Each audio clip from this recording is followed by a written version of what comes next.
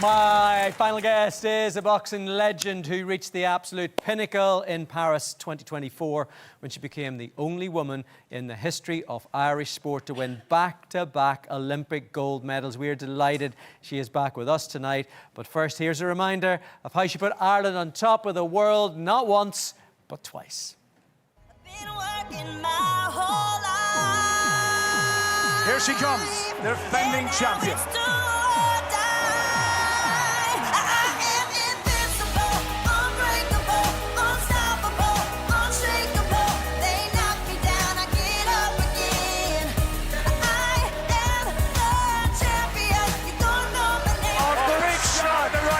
That was a beauty.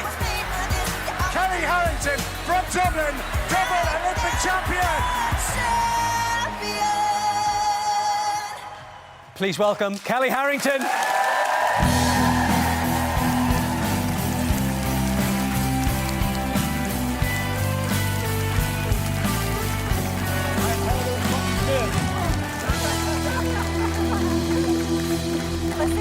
Yes, sit there. I mean, look, you're asking where you sit. I mean, when you've got two of these, Kellie, you can sit wherever you want. I mean, so good. It is so good. It's amazing to have you back on the show. It's amazing to have you back in the ring. You just won the national title again. How has this happened? Do you know, it's the 12th national title that I've won, and people ask us, how does it feel? It makes me kind of feel old because I'm like the 12th one. I've been boxing for 21 years. It's mad, and it still feels the same today as what I felt in 2010, like when I won my first national title. It's a great honour to step in to the ring in your own country, in front of your own people, but it's also a really hard place to box. You know, sometimes it's actually easier to box in a different country when you're not surrounded by a lot of people who you know. So, yeah. OK, what did I miss? Because whenever you won these medals, you said that was it, you were retiring, and then suddenly you're sitting here and you've won another national title. I suppose I just missed the absolute chaos of it all. Because it's just, there has to be a madness in you to actually do this type of thing. Like, to try and hit someone one or two times more than they hit you, you have to be a little bit tapped to do that, like, you know. But when did you decide that you know, there's something about the itch that needs scratched, but actually it's a huge decision to go back in the ring? To be honest, like, there's so much pressure on you coming up to an Olympics. And after Tokyo, everybody automatically thought that I was going to Paris. They don't realise you have to qualify, like, and it's really hard to qualify. And then, like, I qualified and people are like, oh, Jesus, I thought you were already qualified, like, you know. And you're like, no, you have to qualify. Then they realise, now you're going, and then they think you're going to get a gold medal straight away, you know, like, because you've done it before. Oh, you did that before, yeah. Yeah, you know, like, it's nothing to you, like, but it's really bloody hard. So there was a lot of pressure, like, I think more so from myself. And I just, when the fight was over, like, it was like, that's me done now, you know, like, I had a nice break. I had like 15, 16 months off. I got to enjoy it with my wife. We got to go on holidays. We got to go to concerts and do normal things like that normal people do. And it was nice, but, like, I miss the chaos of it all. I miss the madness, you know. Well, you miss the chaos, you miss the madness, but your wife, Mandy, I was speaking to her before the show. Obviously, you had to run this past her. Yeah. She doesn't miss it just as much as you. No, so, like, I would obviously, like, if Mandy wasn't happy about me coming back, then I wouldn't, because we're married and, like, I suppose that's what you have to do. You have to listen to your other half sometimes. So I sat down and I told her, but she knew it was coming anyways, and I said, like, what would you say? And she says, well, to be honest with you, like, I wouldn't really be that happy. And I just asked her why.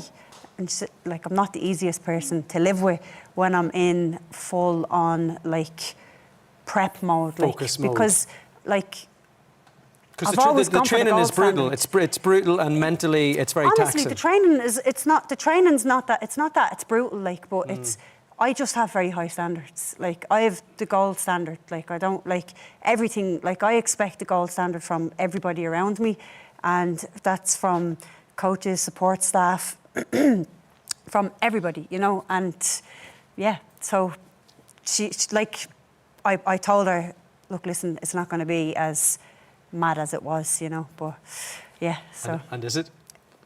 For the moment, it's not, you know, Okay. I'm just taking it day by day. Okay, you're taking it day by day. I'm sort of getting excited, I'm getting giddy, I'm trying to work out how old you're going to be whenever LA comes round. Is there a chance that you might still be aiming for that? There is, like, I could make LA, you know, but like, I've never looked to going to any Olympics, and I just kind of let it happen naturally, so there's no pressure. But for the moment, I have a much bigger fight on my hands. You do, and this is something that I want to talk to you about, because you're not just fighting inside the ring, you're fighting outside the ring at the moment for your local community. Yeah, so we're like, we have a campaign going at the moment for Save the Pitch. Basically, at the back of my house on Portland Road, there's a pitch, and then at the back of me mother and father's house, this is the pitch here. Yep. At the back of me mother and father's house, there's a corporation depot, and there was plans, because a lot of the corporation depots have now moved out to Ballymun, and they're all kind of located out there, and they work from there. There's a couple of them around the city and stuff. But the plans was to build housing in that corporation depot, and that's an absolutely brilliant plan, and everybody from the community was all up for that, you know.